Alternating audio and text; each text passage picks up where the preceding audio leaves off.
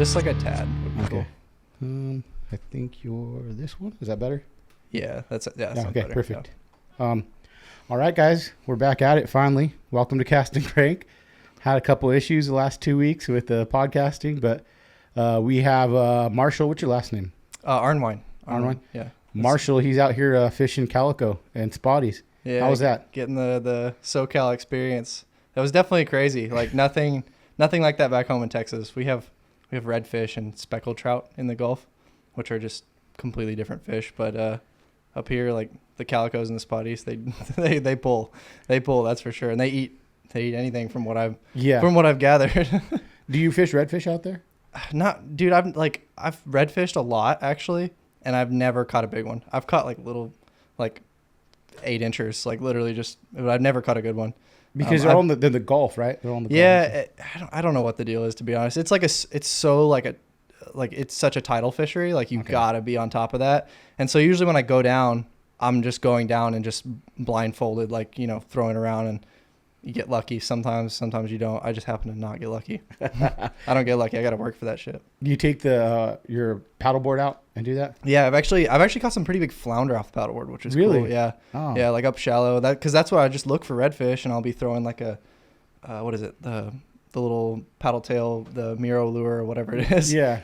Just kind of jigging it off the bottom, and the flounders eat for me. I catch big flounders, but that's it. Really? Which is cool because they're delicious. But no, that's one thing I want to try is redfish. It looks, they get big. Dude, I want to catch one on topwater so bad. It's like one of my dreams, but it hasn't happened yet. You know what's crazy though? You see because redfish, they're in Louisiana too. They have the big tournament, right? That's where I fished in Louisiana last year when I went through. Had a couple buddies out there. They took me on the boat and everything, and we looked and hunted all day. And I caught a big speckled, and I caught a big flounder that day. Yeah. No redfish. just not happening. Was everyone using spinning rods too? No, it's like a mixture. Okay. It just kind of depends. Because you see a lot of videos. I'll see videos of dudes online, are like the TV shows, and they're all using spinning rods. Yeah, it seems like most of the guys who throw bait are doing spinning rods, but like a lot of the guys I know that throw bait casters. They'll throw bait casters. It's kind of growing now because over there it's not as like the fishing scene isn't as like fancy as it is over here. You know what I mean? Like in Texas, it's more just like go to Walmart and get gear, and then here it's like, oh, well, I'm gonna go to get my fucking Calcutta and Shimano and shit, like crazy. But so where'd you grow up? Fort Worth, Texas. Okay. Fort Worth. So I've been in Fort Worth for pretty much my whole life until more recently, a couple years ago. Now I stay in Austin. Fort Worth, that's where I cut my teeth, and there's a lot of good lakes out there, but they're all like pretty muddy for the most part. Like if I had to find clear water, I have to drive like an hour and find like a good swim bait bite. So that's like the main thing. But now in Austin, like all the water down there is clear. Were you conventional fishing when you were little, like just? Oh yeah, no, I still conventional fish. Like okay. That's one thing people kind of like. They send me messages and be like, dude, like I sold all my conventional gear from you, and I'm like, dude, no, I love throwing a worm. Like that's one of my favorites. My audio cut out. Oh, did it? Did I hit it? You might have pulled the headphone. Nope. It's still out? Yeah. It's still out? Yeah. Okay, hold on one second. I don't think I hit it. Plug this one. Just switch it out. Yeah. I gotta find the one now.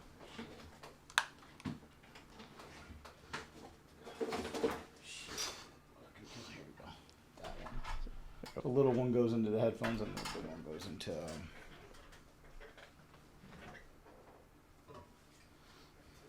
the jack over there. Fun. Always something. Always. Thursday I had Josh from Pig Patrol. Yeah. Whole fucking Zoom cut out. Oh my god. That's why it's Tuesday. Whatever day it was Tuesday, I think, and the whole Zoom fucking cut out, and I was like, damn it. Let's see. Okay. Testing. Will you talk? Check. Yeah. I think it's not there. It's not there. It isn't? Mm-mm. You sure? Oh, there it is. Okay. It's probably that fucking jack right there. Have to fix it great. Turn it down a little bit. Can you? Okay. It's loud again. Is it this one right here? Testing. Check. That's it. Right there is good? Yeah, right. Yeah, right there. That sounds Okay, perfect. cool. Okay, resume. Conventional. Yeah, so I definitely throw a ton of conventional stuff. I like throwing all the G-Crack lures just because I feel like people just think conventional and they're like, oh, like just boring Senko stuff. But like you can put spin on, you can put cool, unique spins on conventional stuff just like you can swim bait stuff. Like it doesn't, people are trying to be all like punk rock and shit. Like you can do cool shit with some conventional stuff too. Like I think all the G-Crack lures are very like unique. You got like that little mushy bug with the tentacles on it. I don't know if you've seen that one, but a lot of the Japanese baits for me are just like, I just want to throw that because I feel like every little thing that I can do different from everybody else is going to add to my doing it again. Yeah. Here, do this. Plug it into this one. Okay. And then I think, tell me, can you hear? Not yet. Nothing? Okay, hold on. Can you hear now? No. Check. There it is. Okay. Okay. There we go. Okay. Anyway, I think like any little thing that I can do different from other people, even conventional or swim bait, it just helps me get like a different bite. You know what I mean? Because if everybody's throwing a Senko, every fish has seen a Senko before. Do you feel the same way with swim baits now? Like everyone's throwing swim bait? Yes. At this point, yeah. Like just how many Joy Thief clashes can one fish see and then still eat it? You know what I mean? I'm like, okay.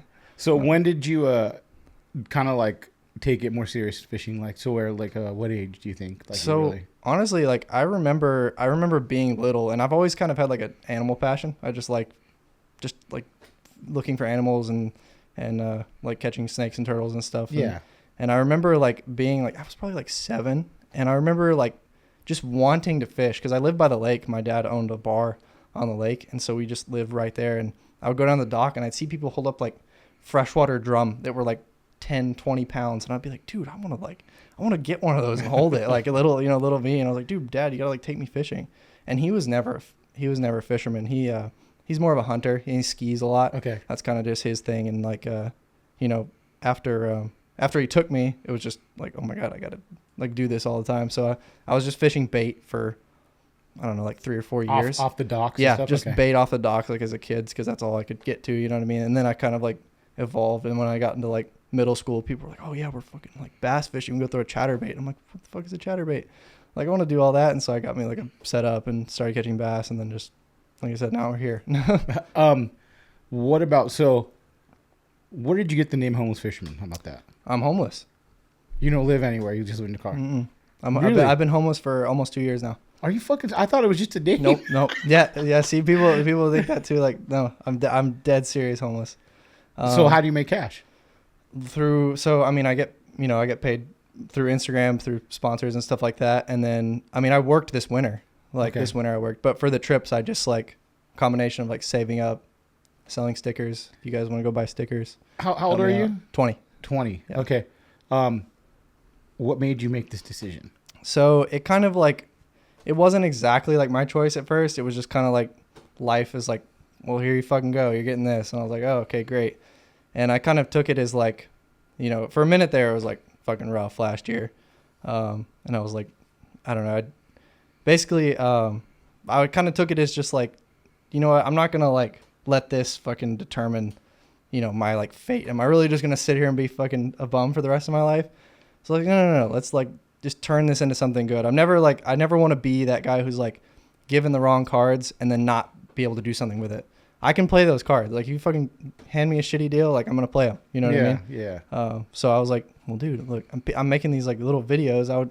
I used to, like, make little videos on TikTok and Instagram. I used to post them. And it was almost more of, like, a mental, like, little, like, diary to myself. And I would just make videos because it would just keep me, like moving and doing stuff and, like, having a goal. Like, okay, I'm going to make a video today.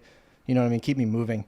And then people liked it. They were like, dude, holy, like, this is awesome. Oh, my God, I can't believe, like, can we give you money? And I was like, I don't know. I'm just out here like doing my thing. Like I don't want to ask for shit, but you know what I mean? Like, it's cool to hear that you're doing this for a different reason. It's just, like, yeah, no, hey, you're fucking doing this because you got to make a living. Dude, at this point, like I've decided that I either want to like make a living fishing or like die trying. That's it. You know what I mean? And I've gotten like this far and I'm like, why quit now?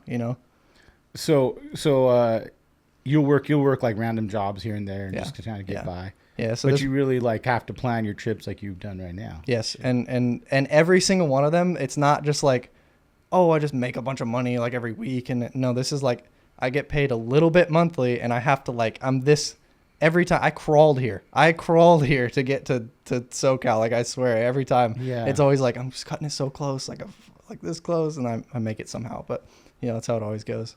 This is your first time or second time here? Second time. Second time. Second time like going around the country. Like last year I did it too. I went the other way. I went to Florida. Okay. Yeah. Did you fish with Keith down there? No, I didn't. I didn't get to. Oh. There was like a hurricane coming in, and I was like, it would be different if I had a place to stay, but I didn't have a place to stay. So I was like, dude, I'm getting out of here. Like, fuck that. I'm not gonna sit there in this hurricane. Did you? So when you came up with the name, it was kind of already happening. Homeless Fisherman. You're like, Yeah, or was it yeah, kind of? yeah, absolutely, yeah. Because it was just I was in the middle of it, and I was just like, dude, what could I be? And then like, I mean, it's kind of obvious, It was kind Yeah. of self-explanatory. I was like, that's catchy. It doesn't have any like numbers or anything on it where it's hard to like. I just say it to people, and they know. They can look That's it up. easy. That's Yeah. really easy. That's it. I feel like that was a very important thing when coming up with a username because it's just like, how are you gonna come up with some name that has like an underscore and 30 numbers and like nobody's gonna remember that. You know what I mean?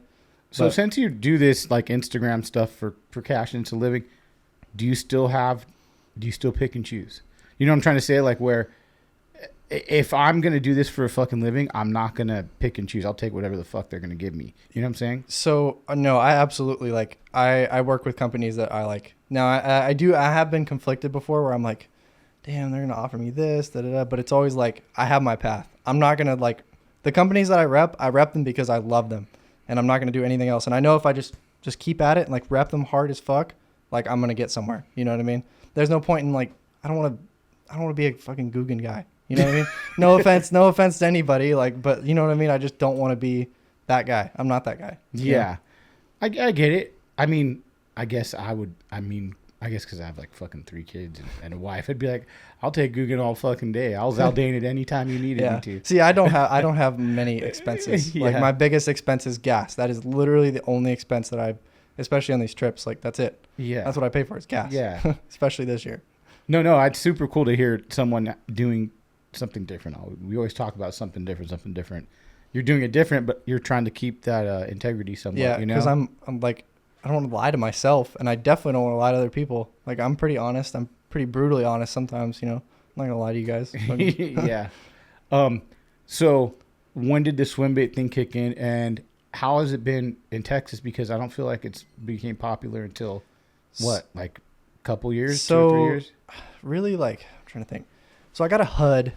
I remember I got a HUD. I watched the Butch Brown videos. I found them online. I was like, oh my god, this is crazy. Like seeing the 19 pounder and stuff, and I was like obsessed. I was like, dude, like mom, I want a Huddleston for Christmas. And I remember it was a little before freshman year of high school. So I was like, dude, I want a HUD. And I got a HUD, and I got me like a fucking Abu Garcia ambassador, and like, of course, not the greatest gear, but like I got love it. that reel, dude. Yeah, and I got that stuff, and I went out and I slung that HUD forever, and I never got bit on it.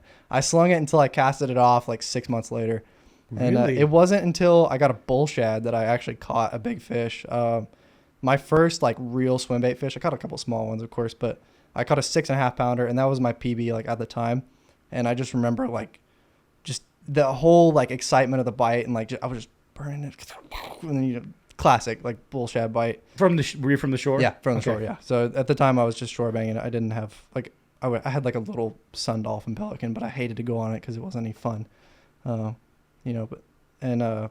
I caught the bull shad fish, and then I was like, dude, I need to like do this. And so I just would save up my little allowance and get another bait, and now This we're is here. where it is. Yeah. How pressured was it when you first started throwing? When it? when I started, those fish were stupid. Was And it especially back in like Fort Worth, they're still pretty stupid to it. But in Austin, it's like here. really? It's like here. People will be like, oh yeah. I mean, like I had somebody text me the other day, and he's like, yeah, man, it's not the same because here in SoCal you got all this pressure and it makes me a better angle. I'm like, dude, if I had a dime for every time a 10 pounder came up and just stared at my bait and was like, no, I'm good, I'd be a millionaire. I would not be homeless. Did you see the change though? Did you see the change like of the pressure? You know what I'm saying? You saw like you were going, and it's like, I'm getting followers, nothing's committing now. Yeah. So I have some certain fisheries that I fish, a lot of like river systems that people have like caught on and started to throw swim baits at, and it's totally different. Like if you would, I would give anything to go back 4 years ago and throw a swim bait there, dude. I mean, like it was a different ball game. There are some crazy things. I remember one good example I like to say about this is not last winter, but the winter before. That's when I was super dialed. If anybody was following me back then, I had a 10-inch HUD and I had a double X rod, and I just went out there and I threw it all winter. And I was like so dialed. I was like writing down moon phases and shit and like all that. I'm like, dude, now I think about it, I'm like, why the fuck were you doing that? But you just go. No, now? I mean, like if you're dialed, get dialed, like stay dialed. But now I'm like, just chill. But dude, I was throwing that 10-inch HUD all winter, and like I caught just a bunch of fish on it. But the things I have to do to get the bite compared to other people, first off, like nobody throws a 10-inch HUD. Nobody does. I don't know why. Everybody throws the 8, but they're scared to throw the 10. They swallow that thing like one go. We would. I remember we used to sit around, like me and my buddies, Nick and Garrett. We would cut open the HUDs and we would take out the weight, right? Just take it out so it's a nothing HUD, and then put enough weight in it so it just barely suspended. I mean, it took forever to hit the bottom. Like if you were to fish it in 30 foot of water, you'd literally have to wait 20 minutes for it to get to the bottom. Damn. Like that kind of slow. Okay. And we would take these and we'd solder them back together.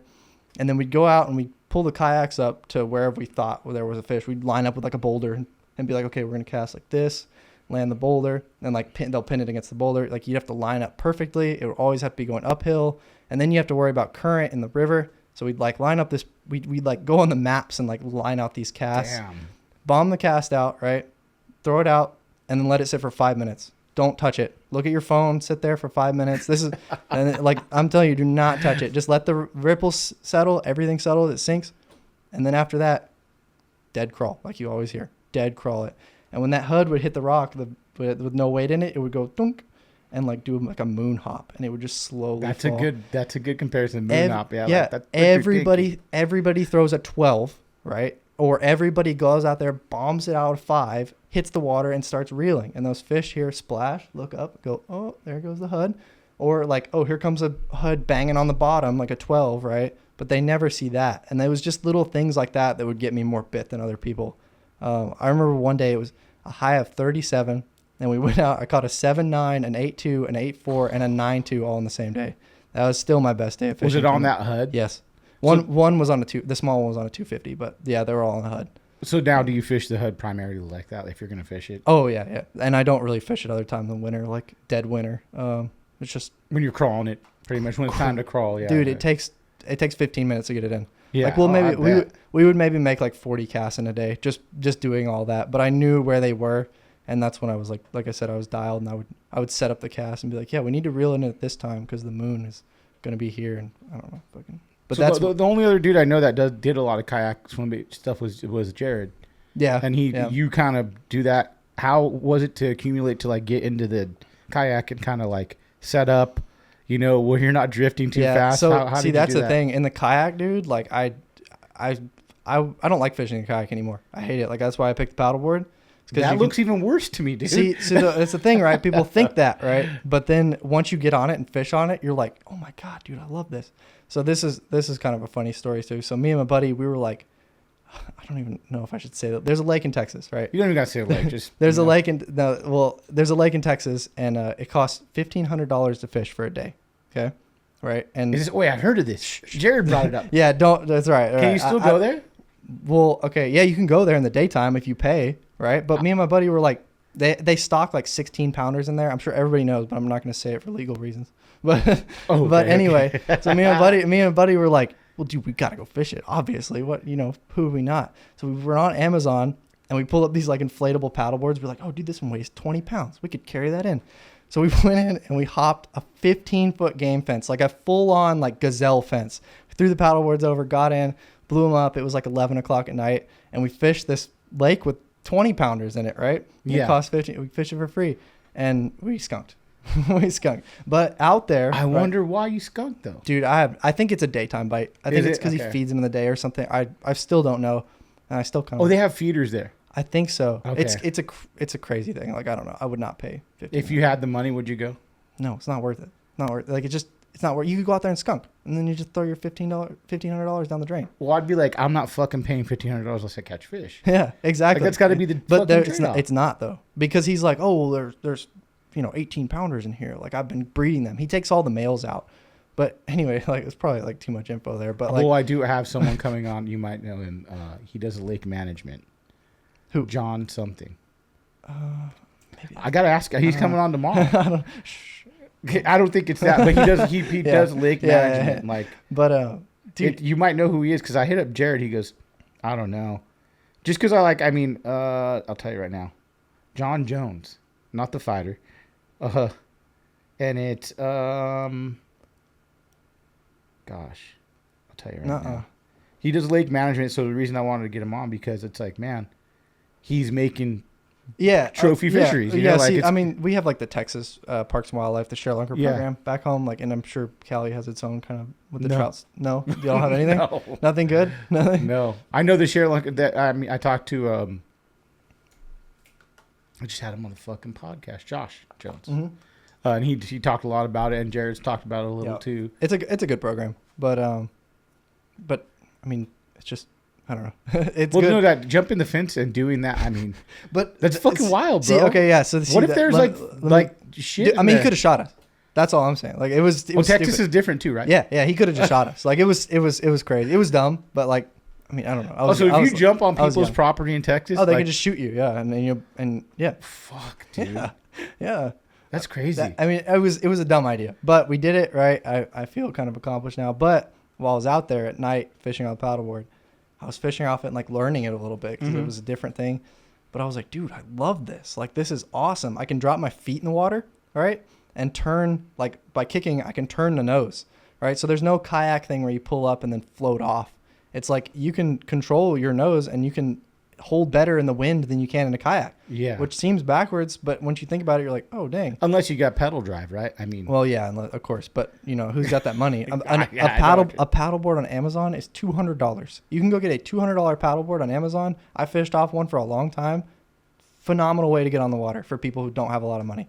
And people think they got to go spend, like, get a kayak and everything. Like, no, dude. What did you do to learn from the kayak though? Like, how did you position? How did you do that? On the kayak, dude, I barely ever fished in it. I would kayak to the spot and get out and fish on the bank because it was just not worth like trying to sit down and like do all that. And I sometimes if I was you're in a river system, so it's a lot of current moving. Yeah, right? yeah. Sometimes it gets in the wintertime. There's usually not a lot of rain, so it gets real slow. So it's like you'll get a little rapid and then it's just calm.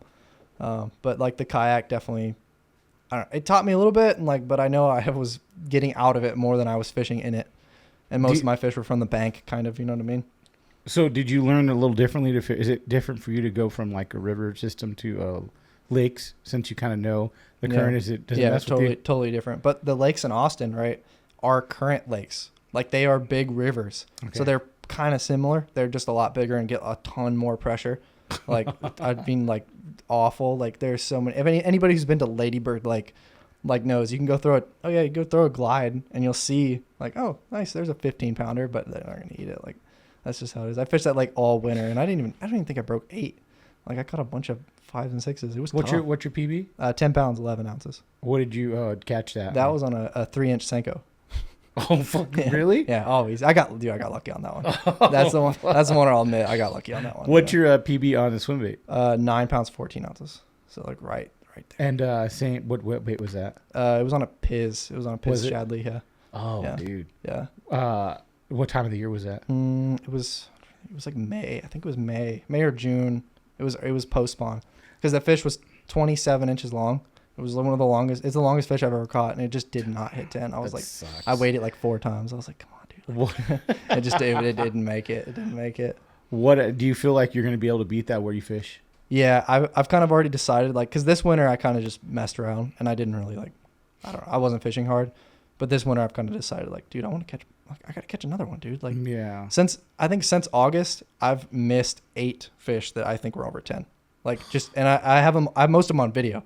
Where I just look at them like, God, dude, like I just haven't gotten lucky yet, like I said, and it's part of it, but that definitely can beat that. That should be pretty easy. That's always I'm like, sometimes like with that pressure building up, like where you fish, it's like, can you fucking beat that? Like, well, we talked like when I talked to Butch and he's like, I don't think he'll ever beat what he caught out of there, and I think he knows that. Yeah, no. But it's like, even with the way things are now, it's like, do you think you're going to be able to catch that and trick that fish where you fish. You know what I'm saying? Yeah, I think Texas still has plenty of potential. Like, I mean, I think the state record's coming out of Texas, like here in the probably next winter, with all the OHIV stuff. Like, I mean, they caught a 17-pounder this year. And have you been fished there before?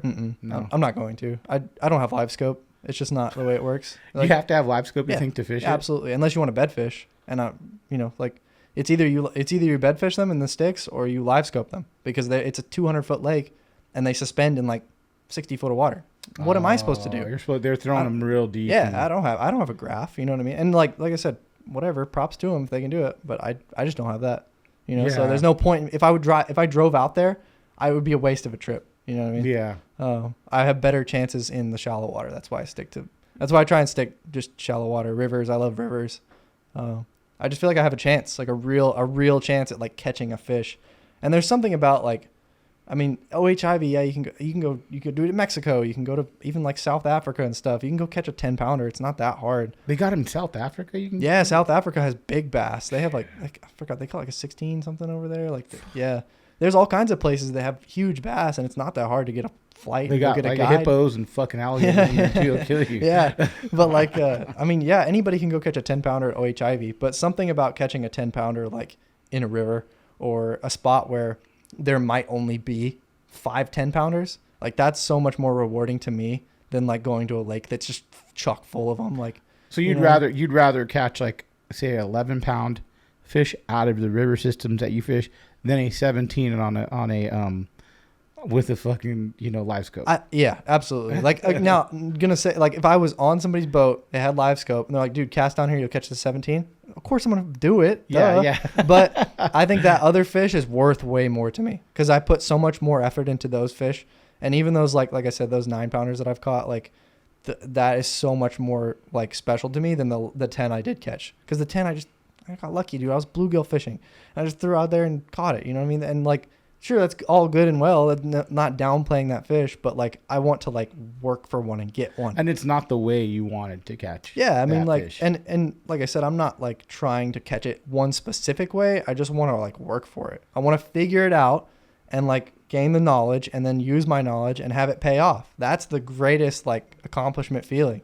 You know what I mean? It's like, was that the 914? Was that like your work fish that you worked for? I think I worked for that one. Yeah, it was definitely kind of like a hectic. If anybody's seen the Cast to Catch, it was incredibly hectic, and it was one of the most, like, I cast it over a tree, and I kind of just made a bad cast. I was like, damn it, and then it like 1-2, and it ate it over the tree, and it was like, I shouldn't have landed it. You had it. It was the bait line was hanging on. It was the tree. hanging over like a tree limb, and shit. it went like way up under the tree, and I was fighting it, and it was just like it was a shit show. But I did like know the pattern. You know what I mean? Like, I knew the pattern that day, and I think we ended up catching like, I want to say like 10 over 5, like a bunch of 6 and 7-pounders that day. It was insane. You usually fish with the buddy when you go out there? Yeah, most of the time, because if you like a lot of the river systems, if you fish with a buddy, you take 2 cars, put one at the bottom, one at the top, and do a float all the way down. That's a good call. Yeah, it just makes more sense. Like, I don't mind fishing alone, but it just makes more sense to just do the whole stretch instead of having to go back up.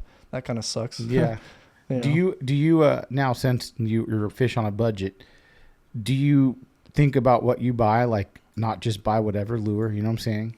Yeah, so to be honest, I don't like buy a bunch of swim baits anymore. Like, I'm not gonna kid anybody, you know what I mean? Like, people give them to me, and I've worked with people, and that's part of it. Like, I'm not gonna sit here and be like, oh, I buy all these. Like no, I don't have money for that shit. But definitely, I like when I buy a lure. I remember I paid, I got a king shad, that KGB king. I paid $700 for a lot that had that bait, because the dude would not split the lot. But that bait, I remember fishing it with Brennan Banks out of where is he at? Missouri. And I just remember fishing that bait, and I was like, dude, I gotta get one of these. And that was the one where it's like targeted purchase, because I sold all the baits with it and made, I paid like $200 or $300 for it. But that's definitely like, yeah, I can't just go buy whatever random crap. Like, and people always ask to trade and stuff, and I'm like, dude, what I have in my box is all gets fished. It's literally one box. I don't have this big collection. I have like maybe 20 baits. Okay. Maybe. Right? And they all get fished hard. Like, because I don't have a bunch of money to go buy baits, Are you particular about your line then, because you don't want to lose those baits? Yeah. The line is the one thing I will spend money on. I always get the Seagar Invisex. That's just my favorite one. I've fished with all of them, and I've tested them all out. That's just my favorite one. A lot of people think it's like super stretchy, but I think it's right in there. where it's like in between. Like the Brazex is super stiff, and I feel like I have a lot of break-offs with that one just because it is so stiff, and it has like weak knock strength. But then like the mono is like way too stretchy. But that Invisex is like right there where I can still fish a softie or a top water or whatever. You know what I mean? Do you change your line often? Yeah. Like how often? Like probably too often. People would think I'm crazy, but I change it like sometimes like once a week if I'm fishing often. But I always put backing and like really try and manage my spool. Save that. Everything. Yeah. Save that extra money because I can use a spool like 3 times. You know what I mean? That's nice. Yeah, And then that's the next thing you need is a sponsor, bro. Yeah, I know. Seagar, if you're listening, please, I will do anything. But like the you get the 1,000-yard spools, and you pay like, I don't know what is it, like 140 whatever. But is it on Amazon or Tackle Warehouse or something? Wherever I can get them. I usually find them on eBay, honestly, because you can find like the discounted ones sometimes, and I'll get like that. And then if you think about like you use a spool, like a little $20 spool, and then you have like 20 yards left over on the bottom of it that you can't use. Well, on a 1,000-yard spool, you can use all of it. So it goes even farther than that. And that money you spend is like, dude, it'll last me like a year probably. You got to be smart on that. And I'm sure, what about reels? So reels, that's the one thing that I do kind of like work with. The Corrado 300, one of my favorite fucking reels of all time. I still can't believe it's only $200. Sometimes I'm sitting there thinking like damn, it's just it's a Tranks, but it's $200. And I'm like, okay, that's sick. I like that reel. I do have a Conquest. I know if anybody's calling me a fucking hypocrite, but I made a good trade for that one. I bought it. Why don't you like the Conquest? No, because it's expensive. People are gonna fucking like. But it's your. That's like one of the tools. Like, you're not gonna break. I like it. Yeah, I definitely like it. But I made a good trade for it. It wasn't even something. I didn't drop $600 on Conquest. I bought a Hinkle trout when they were not $700. And I actually traded it for the Conquest, just straight trade. That's a great deal. Yeah, I know. I bought the Hinkle for like what? I think I paid $180 for it, which is funny because nobody will pay that anymore. Like that's absurd. I threw 2 away, dude. I remember hearing about, dude. I remember hearing about that. Thank you, Chris Purcell. Oh my god, you saved my life. Jesus. Yeah, dude, I get it, and I'm like, I don't buy. I mean, I buy some baits like $250 or something like that, but I don't buy a lot of baits. I'll buy the working class zero stuff when I can. Yeah, because I'll throw that. But a lot of the times, it's like when I'm gonna go swim bait fishing, it's like with a dude, or I'm gonna put a little time in here with a certain bait. And it's like you say, like I don't have fucking money to buy all this shit. Yeah. B, I'm not gonna slut around and be like, hey man, can I get a fucking bait? Yeah, no. Same here. I don't like ask for shit. You know what I mean? Yeah. Like the companies I work with, I'm selling your product, so of course you got to give me the product. Like that's the reality of it. Yeah. And anybody who's gonna be like, oh, you just get them for free, fucking. Well, dude, I work to well, get the them for difference free. with you is like, dude, this is a great podcast because like people probably don't know, like, hey, the homeless fisherman, it's because it's a real fucking deal. I'm not fucking around. Yeah, no, it's not. It's not a joke. People always think they're like, oh, it's so funny, and I'm like, I guess it's kind of funny. It's like my life. If you're kind of fucking, what are you being a fucking asshole? Like, Yeah, right. Like Jesus. But no, I like I said, I don't hold anything against. If people don't know, like it's fair, but anybody can ask me whatever. You know what I mean? How many setups do you usually have when you go on the? Typically, I bring 3.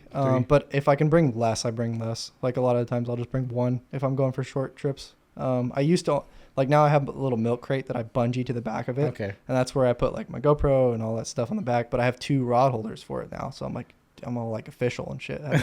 I used to just lay them on the front and I would have 2 rods up there and I'd be like, man, that's annoying. Have you ever flipped your fucking board? Believe it, I think, dude, like I have never fallen off a kayak or a paddleboard. Like I just haven't. And I don't know, like I said, knock on wood, I'm fucking getting lucky here. Like I'm not like the greatest, outdoorsman balancer in the world, but I mean, I haven't got there yet, but I don't think you could flip a paddleboard really, even if you tried. I mean, you'd have to really like get on one side and pull it down. Yeah. Cause the way it's set up, it doesn't want to flip. Like you'll fall off it and it goes whoop, and like it's still sitting upward because it's such a wide like surface. You know what I mean? My one now is 36 inches wide, so it's a big. It's like that's a lot of It's a big. It's a barge, yeah. It's like it's a big board, but it's good for camping and stuff. I can load it up.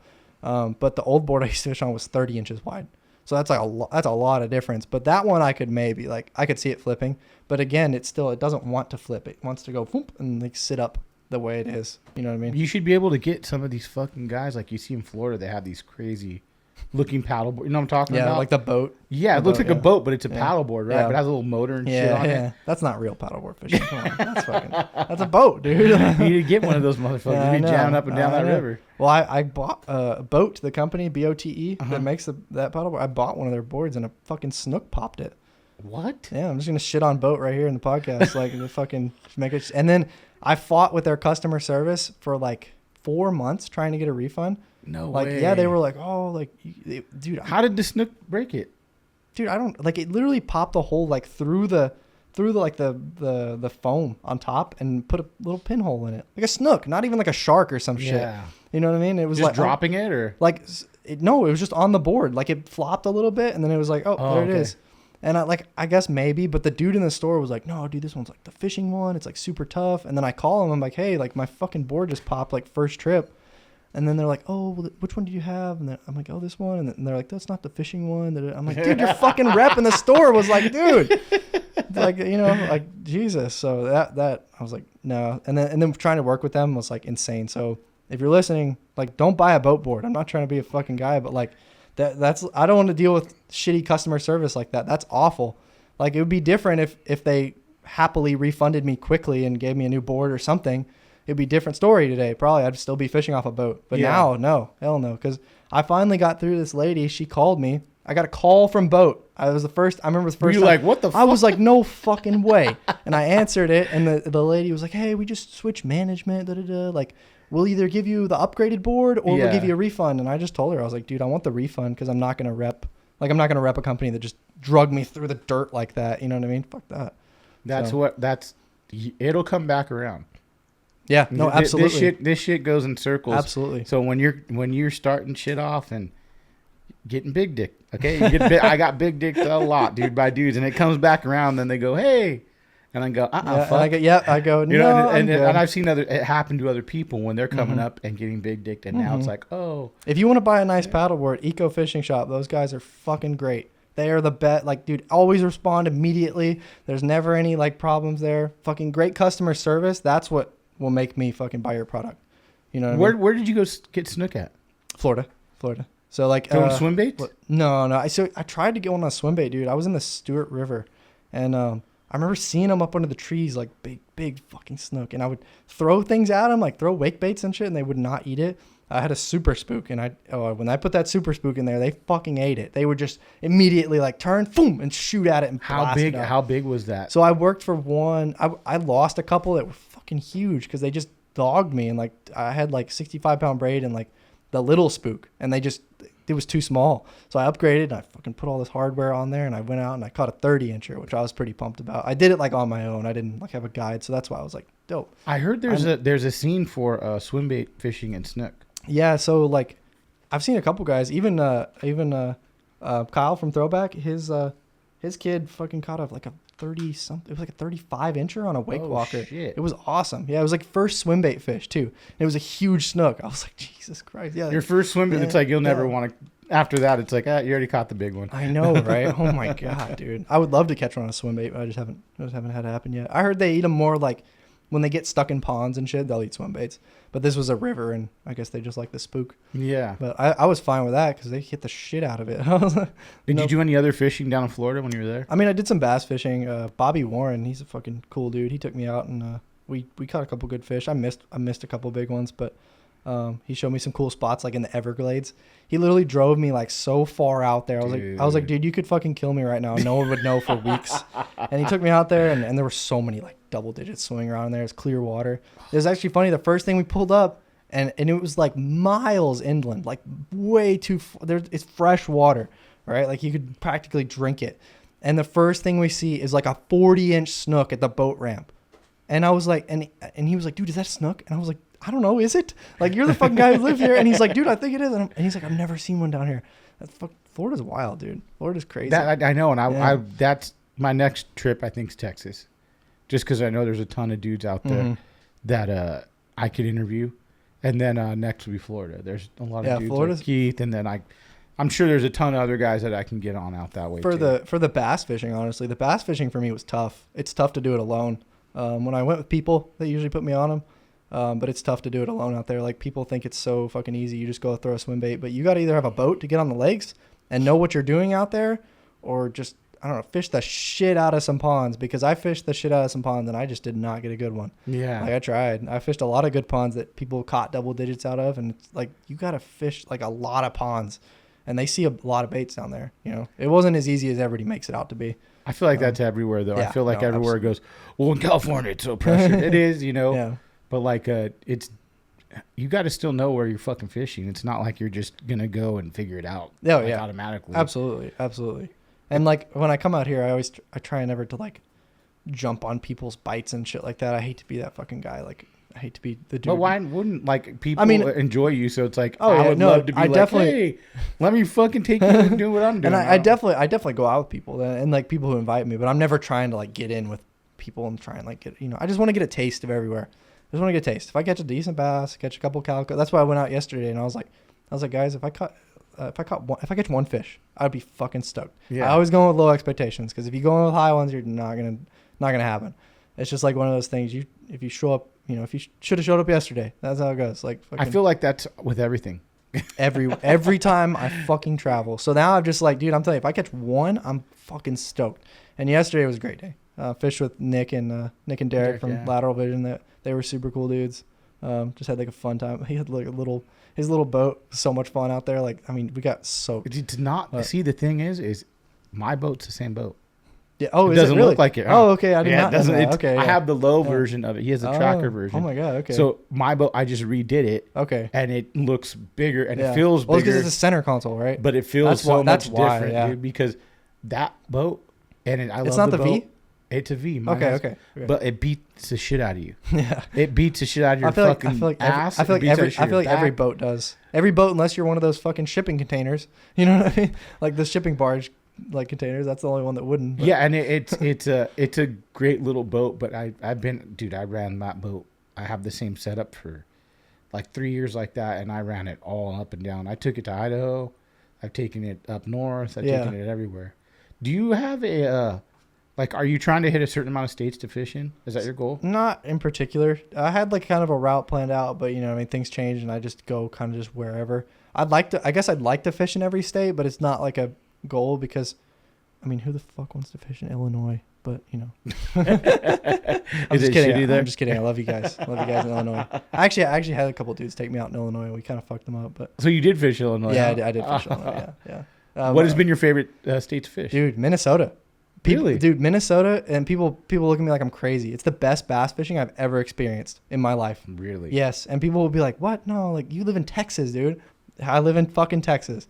And when I go up there, I have so much fun. You think it's less pressure up there? Well, I mean, there are so many fucking lakes. Really? Every 10 minutes down the road, there's another, like, juicy looking lake. Like, every single one. And it's like, I don't know if you know what Minnesota looks like, but it's all grass and lily pads. And it looks like Florida. Okay. It looks like Florida. I have a bunch of footage where people are like, is this Florida? I'm like, no, dude, this is Minnesota. It's crazy. Like, fishing a paddle tail over the top of the, just like burning it, and they come out, and you got like pike and muskie and like the smallmouth in the river. So much fun. Like, Kyle showed me around this summer and last summer, and I'm fucking pumped to get back up there again. Like, it's just so much fun. Now, of course, you're not going to catch a 15 pounder, whatever. But dude, the state record in Minnesota is not even 9 pounds. It's 8 pounds, 15 ounces. And then the state next door, Wisconsin, has an 11-pound record. Damn. So there's potential there for a state record. I know a couple lakes there that people took me to that, like, I was like, dude, you could probably get it in here. You know, you just fished hard enough and like got a real fat one. Because I've seen plenty of fish that are 23 inches and 9 pounds. You know what I mean? Like, there's some crazy fish out there. Yeah. That would be insane. Especially if I fucking got it. Texas big dick. They won't like that. Texas big dick. Everything's bigger in Texas. Yeah, right. How did you meet Kyle and where we throw it back? So he originally sent me one of the first. This was like when I was catching all those fish on the 10-inch Hud. He sent me like one of the first prototypes. It's the Clifford bait. If anybody's seen it, that bright red one. He swears up and down it's the ugliest bait he's ever painted, but I love that thing. It works good for you. It's bit. That's all I care about. I'll go throw the shit out of it. But he sent me that, fished with him, and I really liked his, like, I'd never met him or talked to him really, but I really liked his, like, logos and everything, and just, like, his, like idea of the company and like what he wanted it to be. And I was like, dude, this guy's fucking cool. And so I was like, I kind of want to like ride with this guy. And I fished his stuff for a little bit. And then like after I left Florida, I fished all the way up to Minnesota. I was like, hey dude, like I'm gonna be in town. Like, do you want to go fish? And so we went fishing, and we just had a fucking great time. Like he took me on a couple lakes, and we were just like, the top water is insane. Yeah. So we were throwing his bait, and that was when he just came out with the 2.0. So like the new, he like phased out the old one. Had like the nice like, clean molds and everything. So these ones are like, they're the shit. But we were out there fishing them, and he's like, dude, you want to stay the night? And I was like, fuck yeah, I'm not gonna like I don't say no to that shit anymore. Like, dude, if you offer me that shit, I'm in. Especially if you feed me, man, I'll fucking yeah. Man, that's it. But he was like, dude, come over, and then one night turned into 2 nights, and then I'm fucking over there for like a month, and I slept in the basement, and in Minnesota everybody has basements because the ground's so soft. Yeah. And dude, like, oh my god, I slept so good down there because it's cold. It's cold, and I had this like weighted blanket and a mattress. You probably do like being cold. You don't like. Oh god, because in like, Texas, it's I mean, hot like something about like sleeping cold is just fucking great. You know what I mean? Like when you have like a bunch of blankets on, you just fucking sleep hard. Like that's how it was in the middle of summer. Yeah. So I was like, dude, this is fucking awesome. And like we'd be out there, and it's 80 degrees, right? And Kyle's like, dude, I'm fucking dying. I'm sweating. I'm like, dude, this is fucking sick. Like I'm running around and shit. And then we wake up in the morning. And go fishing, and it's 60 degrees. I'm like fucking shivering, and he's got a tank top on. He's like, dude, this is fucking sick. I'm like, oh my god.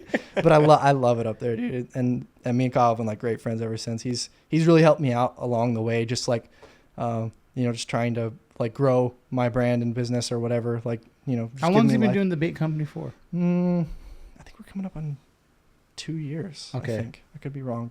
Because I think he gave me a bait. Yeah, he told me he sent you one. Yeah. And I've thrown it. I think it was the old one, right? Yeah, it's the old one. And I was impressed with his packaging. I was like, yes, that's what I'm telling you about. That stuff, that little, like he's very like meticulous with all that and wants it to be a really good experience. And now with the Mob Walker's just dropped, which is the 10-inch one. That is a big fucking bait, by the way.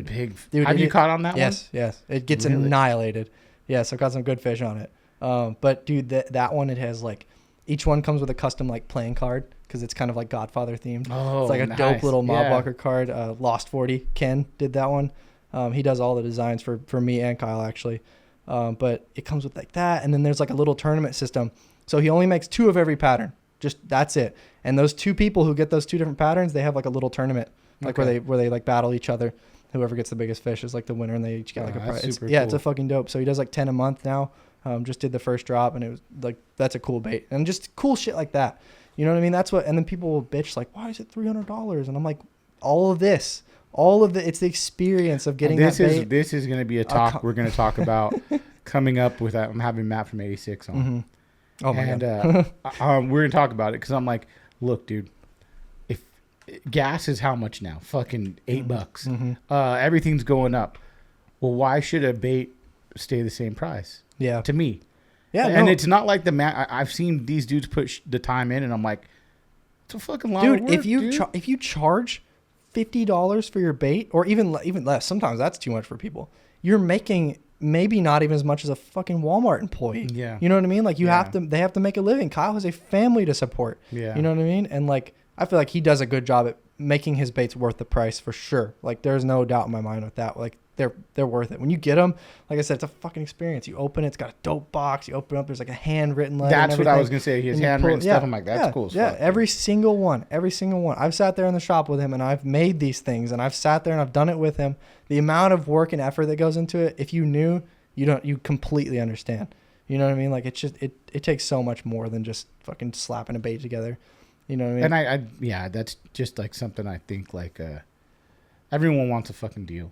And I get it. And like I said, that's like, if you want a deal, go buy a bull shad. And that's not shitting on bull shad. I fished bull shad a lot before like I used to. But it's just, if you pay $60, you're going to get a $60 bait. And like I said, I love the bull shad. I'm sorry, Mike. Like, you're cool. Like, I love your bait. You fished 316 stuff as well, right? Yeah, I have before. I used to fish the Rising Sun. Yeah, because I saw you did an interview with Mickey, right? Yeah, no, that's right. I did. Yeah. I was trying to think. I was like, sorry, I've done like, I did. Because I don't think I've seen many interviews with him. I went to his fucking store. I hunted him down. How was that? The store's pretty crazy. Yeah, it was cool. Did you hearing the stories from him was pretty cool. Yeah. He talked about Mike Long and stuff, and like, it was just fun to hear about, like, I just like, just like talking to people who've been around for a while. Yeah, he's one of them. I've Yeah, tried definitely. to get on, and he's a stick man. He's And- done it all, yeah. and he's a big calico guy too as well. Really, I mean, I actually did not know that. yeah, he used to live down here and fish calico and stuff. I know, and I know everybody has his feelings about him and like whatever, but I mean, like, I don't, like I said, I don't really fish his baits anymore, but he hadn't done anything wrong with me. Pretty. That's the way I feel whatever. about everyone, dude. I'm not, because if you try and like say one side or the other, people are gonna fucking mob you, and people are probably gonna flame me for even saying that. Like, oh, I'm okay with him, but like, whatever, it's in the middle. You know what I mean? You got to be. I mean, there's plenty of people that you're gonna run into later on, and it might not be friendly later. Yeah. And it's like, just try to be friendly, or don't shit on them. You don't got to shit on them. I give everybody a chance, at least a chance. Yeah. After that, you'll be the next boat. But other than that, Right. But You also work with Leviathan. yes. Okay. Yes. When did you start using those rods? And what rod? That's another thing. What were you buying before? So I used to use Dobbins just because of the price. And Dobbins, like, honestly, like budget rod, fucking pretty good stuff. They're one of the few like mass produced rods that I think truly has like a pretty good parabolic action, about as close as you could get.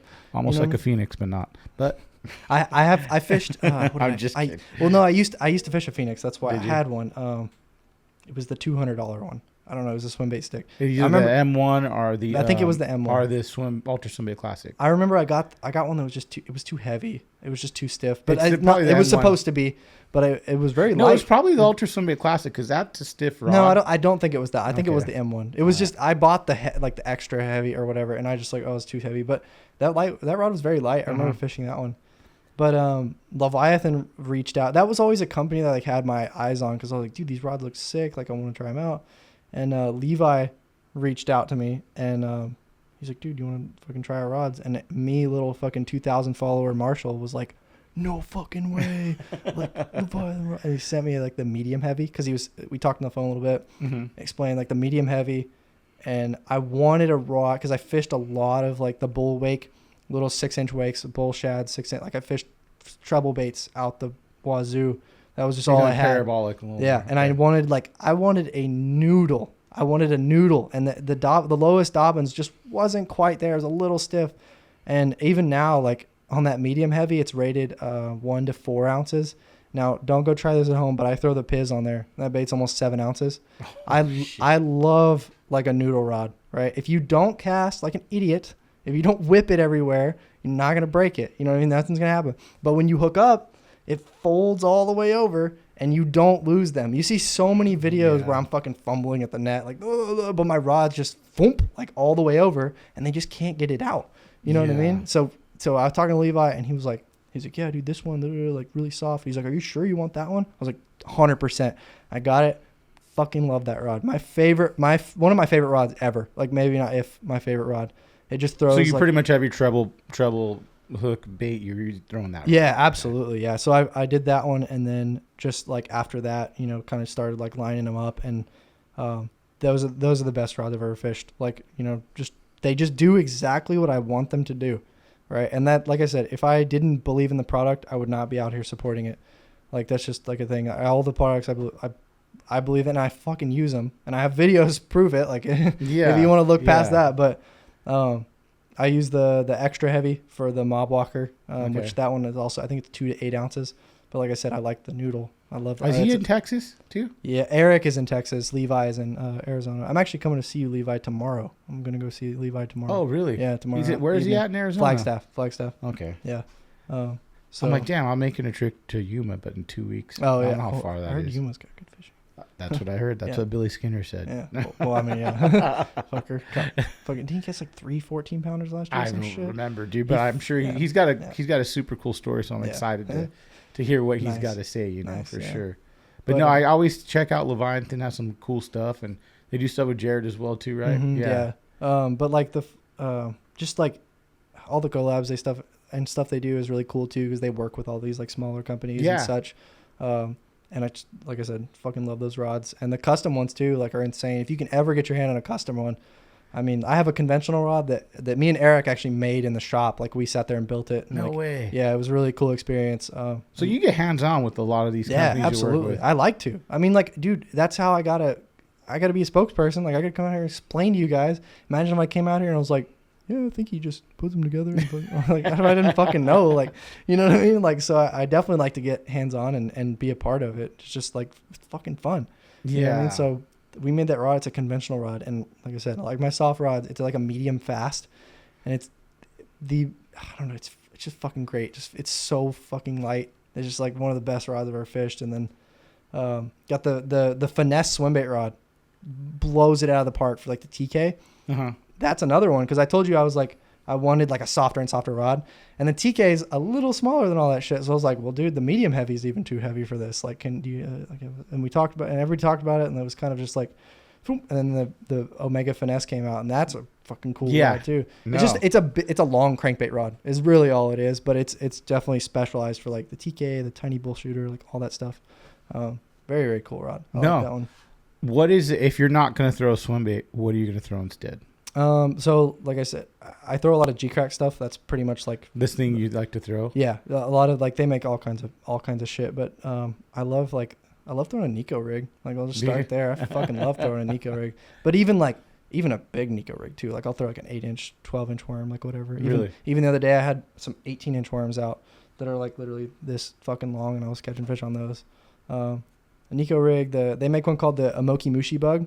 And it's that one with the little tentacles on it. If you ever seen it, that's one of my favorite baits. That's a wild bait, dude. It is, but it's really cool because it's like really a dense pour, and it casts a fucking mile. Right, you can fish it weightless in like deep water. So I'll fish it weightless in like 30 foot of water, and I'll just fucking bomb it out there, let it sink all the way down, and then you have that weightless presentation, but all the way down there, and where they don't see it. They don't see a Senko all the way down at fucking 30 foot. So that's a fun one. And then the Bellows Gill is like kind of just a classic. I love that one. I use that here too. Yeah, that dude's so unique. Gets destroyed. Like just put on a beast hook and just fucking it glides down into shit, and that's a good one. But yeah, definitely a lot of conventional stuff. I don't. That's cool to hear. I mean, there's too many. You're not one of the guys where it's like swim bait or die. There's too many people that will kid themselves and say that a giant bass won't eat a crawdad. Like you're joking. Like you are kidding yourself. You know what I mean? Like that is a thing. So sometimes they do not want a giant bait. I've caught big fish. I caught my PB on a 3-inch Senko. Yeah. You know what I mean? Like, dude, they will eat a big bait or a small bait. You know what I mean? Like you just gotta be there at the right time. You gotta know what you're doing. I feel like by eliminating that. Now I'm not saying don't throw a swim bait a lot, because I fucking throw a swim bait like 80% of the time I'm out. But don't eliminate options, because then that gives you less of a chance of catching a big fish. Like I thought the whole point of the swim bait thing was to catch a big fish, right? Well, then you cut out a bunch of your arsenal, then your chances go down. Like at least that's how I feel. Yeah. You know what I mean? There's nothing wrong with going out and being like, I'm going to get a fucking picture today. I'm going to catch a fish on this bait. But don't kid yourself and be like, oh, like too many fucking guys, dude. Like, No. Do you feel like when you go out and you have these sponsors now, you film a lot of the time, right? Yeah. Oh, I almost like if I can't get the camera running, I almost don't want to go out. It scares me, because I know I'm gonna get like some cool shit on film and not get it. And it's your life too. It's like your livelihood almost too as well, right? Yeah. It's important for me. And I like to. I have a bunch of shit that I don't drop either, just because it's like football plays. You can go back and like look at your plays and like look and you're like, damn, I fucked that up. You know what I mean? Be like, why did I do that? And it just improves yourself. Yeah. Fucking buy a GoPro and watch it and watch yourself fish and be like, wow, why did I do that? Because or like things that will happen on there where I'm like, oh man, it hit it as soon as I hit the water. I was like just creeping it, and then I look at it, I'm like, I was not doing that. I was like doing this, and then you learn so much more. It's that blackout, like Grady Codd said. Dude. You get that when you stick it. You don't remember anything you did. Exactly. You just excited, and then it happens, and then you look back later, and you're like, what the was not how it played out at all. Yeah, definitely important. So not just as like a fucking influencer thing. Like, I'm definitely like, I use it as a tool. Well, I think it's cool that you came on too as well, because we get to see that you're not doing this to be like, hey, I want to be an influencer. Just, hey, this pays for my fishing. Yeah, literally. And I get to fucking do what I want because I do this. Yes, because I bust my ass. Yeah. I bust my ass. You know what I mean? Like people just like it's a lot of work. Like you figured the algorithm out pretty quickly though. Yeah, definitely. Definitely TikTok was there, and but Instagram, you fucking jumped up quick as shit. Yeah, Instagram's been popping because it's like it's reels now. That's the thing. Yeah. And a lot of people like get this fucking like sad attitude about it. We're like, oh, I can't make videos anymore because I gotta make a dancing video or some shit. And I'm like, no, dude, film your stuff that you film like this, but turn it sideways and make a cool fucking video. You can still do it cool, and you can still get your stuff out there. You know what I mean? That's just the way it is now. And if you're not willing to grow and take advantage of that, then you're gonna die. You're gonna lose your following. Yeah. You know what I mean? It's always adapt. Don't ever say like, oh, I'm not gonna fucking do this because it's hard. Like I started TikTok, and I'm like, I'll do the videos. I'll just put the videos up, and some of them do good. And I have my preloaded ones I got to put up, like me eating shit over the bike on 4th of July. I got to put that up. I haven't re-put it up yet, but I mean, but it's hard, I guess, doing, especially if you have a company. You got to think of, okay, Instagram, Facebook, blah, blah, blah, you know, like, and do it all. Yeah. Because you even do Facebook or not really? I do Facebook, but I just fucking throw photos up there and YouTube stuff. And like, I'm just like, whatever. It's TikTok and Instagram. TikTok and Instagram. And then trying to work on the YouTube thing. Yeah. Is that a bitch? It's kind of a bitch. Yeah. But I honestly, I've been enjoying it a lot more because I met this guy in Fort Worth. His name's Gary, the real Zilla. And he's like one of the coolest fucking dudes I've ever met. He just gave me a camera.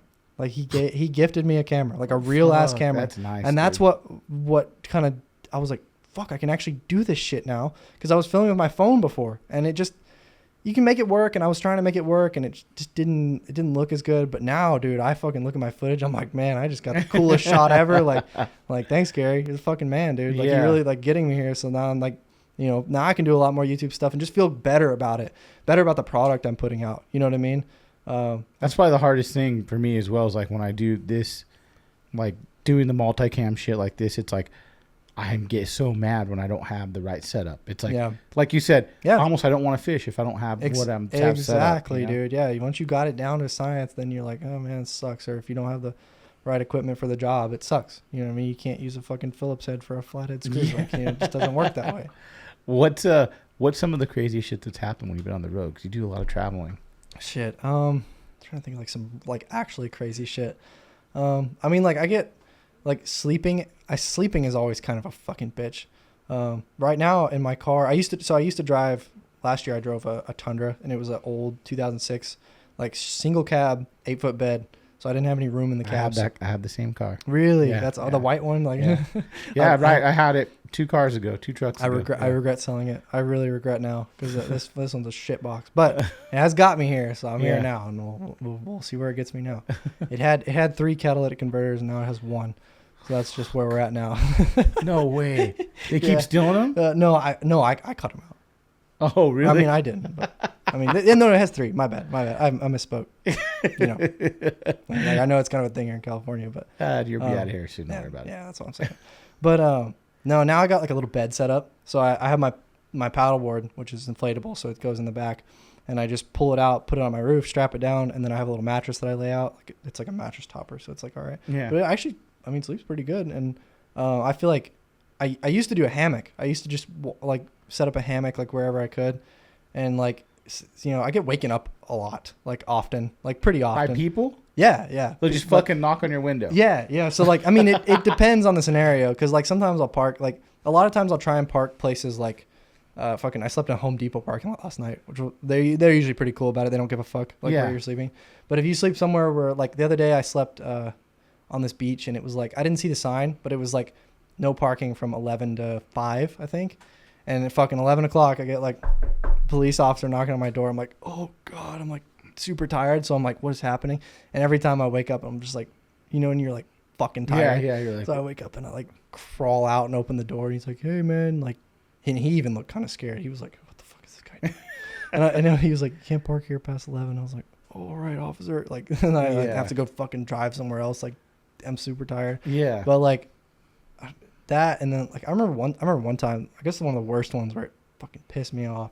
I was in Florida. Florida people will wake you up too, by the way. I don't know what the fuck is that? Like, God, fucking Florida people.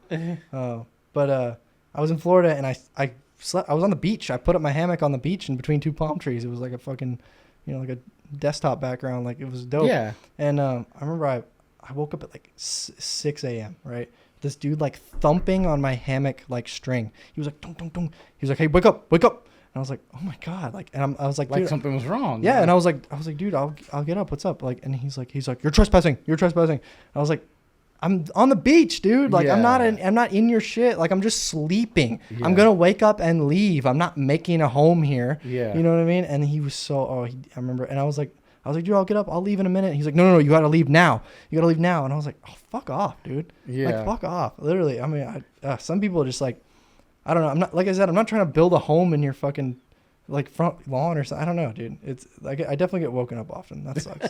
That sucks. But I'm sure car problems is a fuck. you yeah. know, and Well, I mean, my Toyota didn't have any fucking issues, but this thing, I have a Hyundai Tucson, and that thing just fucking, god damn it. it's gonna be a new one pretty soon, huh? I mean, yeah. Like, fucking, I bought it because I was like, dude, the gas mileage would be way better. Like, sick, and it is, I guess, but like, it just, I don't know, it sucks. More issues though. Huh? I had to I replaced like all the struts and a bunch of suspension shit. Like, I did so much suspension work on that thing, and then, like I said, the catalytic converters were fucking clogs, and now I'm like rocking whatever's under there. I don't know, fucking all white smoke and shit. Yeah, literally. Like, yeah, but that, and then just, I don't know. It's good. It's good now. Like, it's running. So, but No, that's super cool, and what you're doing is super cool. The whole homeless fisherman thing, I didn't know the whole backstory, so I'm like, this is fucking really cool. It's like a full on like, no, this is what I fucking do. yeah, no, This no. ain't a joke. So I really think it's cool. And you coming down here, dude. Yeah. Maybe next time we can get out on my boat and we can go fish. You know what I'm Dope. saying? Yeah, absolutely. But let's plug all your sponsors and everyone out there right now. Yeah, so like I said, Leviathan Rods, best in the game. Throwback swim baits, out of Minnesota, super great stuff. Lateral Vision, they're down here. They're close. Those guys are assholes. Yeah, fucking pricks. Like, can't believe they took me out yesterday. We only caught 15. What the That's fuck? it. What the fuck? Nick told me he caught We got 70. 75. Eco Fishing Shop. Okay. Eco Fishing Shop. They sell paddle boards and kayaks and everything. So the eco-friendly yeah, dude. shop. Yeah. Where's that out of? They're out of they have a, so it's mainly on, they just like, it's online store right now. Okay. But they have a shop in I think Missouri. Okay. Ozarks, Lake of the Ozarks, Missouri. Yeah. Oh, fuck. Yes, they got a nice shop that just opened up. So if y'all are in that area, dude, go check them out. 'Cause Yeah. they got some dope stuff. Like, you go in there and fucking candy store. That's how it is. You know what I mean? Yeah. Well, I hope next time I see you, probably hope maybe in 3 or 4 months if I'm out in Texas. In Texas, yeah, dude. Yeah, I'm probably gonna be in your area, like Jared, Yeah. whoever's around that area. Yeah, the DFW Austin area, like right in there, is Mhm. it's a good spot to be. Yeah, because I figure there's got to be a ton of dudes that fish down that There's a way, ton you of know. dudes. Yeah, So, a ton of dudes. That's where everybody's at. well, safe travels, bro, and thanks for coming on the podcast. Appreciate it. Of course, dude. It was an honor. Hell yeah.